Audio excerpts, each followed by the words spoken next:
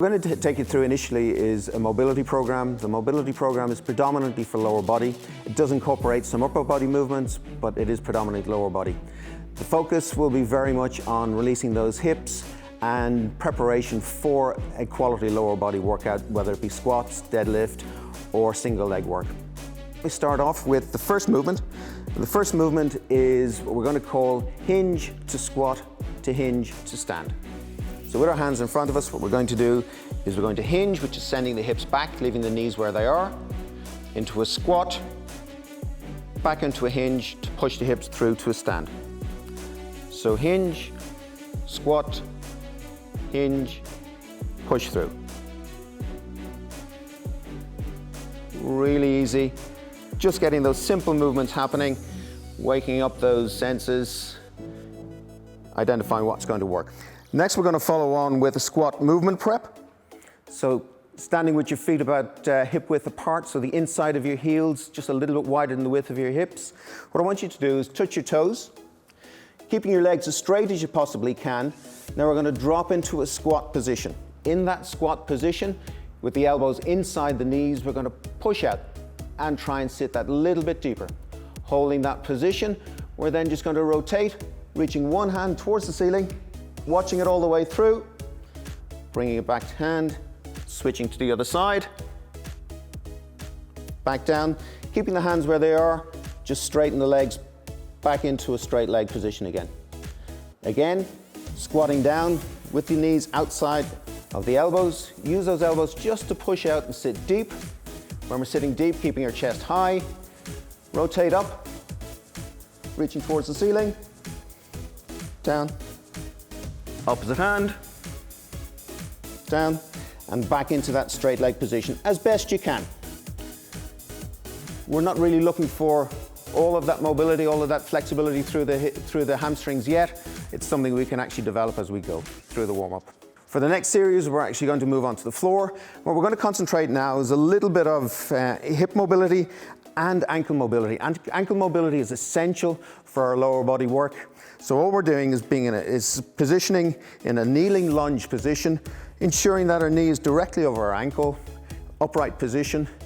Just push forward, keeping the heel on the ground, and drop back. So we're just going to push forward for a couple. Really good. Stretching out through that hip flexor. Now we reposition to put our foot out at about a 45-degree angle to our hip, keeping our hip facing forward, still maintaining knee directly over the ankle, and we push through again. Really good. Nice and easy, nice and controlled, maintaining that upright posture. We go to a further series, which means we move our knee out to about a 90-degree angle to our hip, a little bit strained, making sure your strain is not overstrained, but comfortable, and then we push out again. Maintaining that heel on the floor and getting that ankle mobility, also stretching through the hip. And now we change sides, back to the first movement again. Remember, knee directly over ankle, just pushing forward. Nice and easy, about 2 to 3 movements per position is sufficient. 45-degree angle, and just push through. Really nice and simple, and pushing through again. Really good. Now we're going to move to the floor in a sitting position of what we generally refer to as 90-90. Might be new to some people, other people might be familiar with it. So what we're looking for is a 90-degree angle at your back knee and a 90-degree angle at your front knee. Trying to maintain as upright a position as possible. You are allowed to prop yourself up with the hand. What we're going to do is a couple of flip overs where leaving, in this case it's my left knee, on the floor as long as possible, opening out through my hip, flipping all the way over to repositioning on the other side. Leave the knee as long as possible on the floor, flipping over, really opening up through those hips, repositioning to our 90-90. Once more, flipping up and over into that nice, strong, upright position. Now we're in this position, what I want you to do is just turn your shoulders to a position where you're actually perpendicular with your shin. And what I want you to do is take your chest down to your knee. Just hold, maybe for 3 or 4 seconds, feeling it into the glute. Coming up, Flipping over, leaving that as long as possible. As we flip through, position yourself to be, shoulders to be square with that front shin.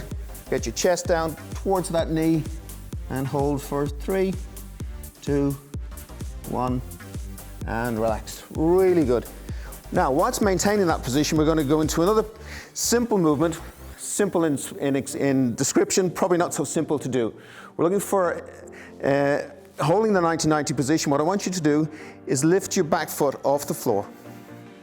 Just lift your back foot up off the floor.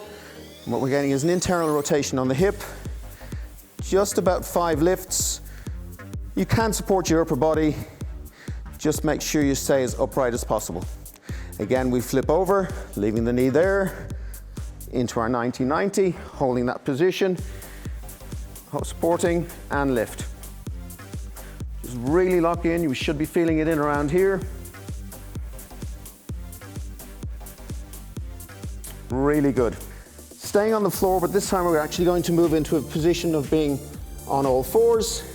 And the all four position we're looking for is actually with you down on your elbows.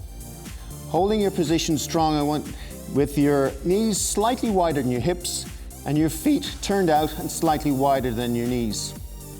With that position, a nice flat back, what I want you to do is push your hips back towards your heels, really maintaining that flat back position. Rock back and hold for a 3, 2, 1, and rock forward. Really concentrating on maintaining a flat back position. Alter the angle of the hip should it be necessary as you squat back or as you drop your hips back. You'll probably notice it is actually a squat position. Just hold and rock forward. Last one, just push back, maintaining that flat back. Reposition the hip. If the hip gets out of angle, just come forward, reposition your hip, and slide back where you can. Nice and easy and relaxed. Now we're just going to focus a little bit on the glutes and the hamstrings. So, lying on your back, position of your feet in terms of for glute and hamstring activation is where your foot, your ankle is positioned level with your straight leg knee. Place both feet side by side, and all we're going to do is just a straightforward hip lift. Concentrating on the hamstrings and the glutes doing all of the work, ensuring that when you squeeze the top, you've activated all, and trying to get a straight line from your chest through your hips to your knees. Nice and easy, nice and simple. What we're looking for is mobility and activations in preparation for that workout that's about to follow. Nice and easy. Following a hip lift, what we're actually looking for now is the opposing muscle group to be activated. The opposing muscle group is one that's actually quite ignored, which is unfortunate because it's an extremely important muscle group, and it's actually called the hip flexors. Okay, they sit to the front. So the opposing muscle to the glutes is the hip flexors. So simple as sitting with your legs directly out in front of you. What I want you to do is ensure you're sitting as upright as possible. To assist in that, place your hands beside your hips, lift your backside off the floor, and slide it back. Now we're really sitting on the top of our legs, nice tall torso, legs directly out in front, and all we're going to do is just lift your foot. Maintaining that tall torso, try not to collapse, and really focus on the hip flexor doing all of that work to perform that lift. About 6 lifts on each leg. Maintaining that torso, try not to collapse, stay tall, maintain that nice upright position, and just lift.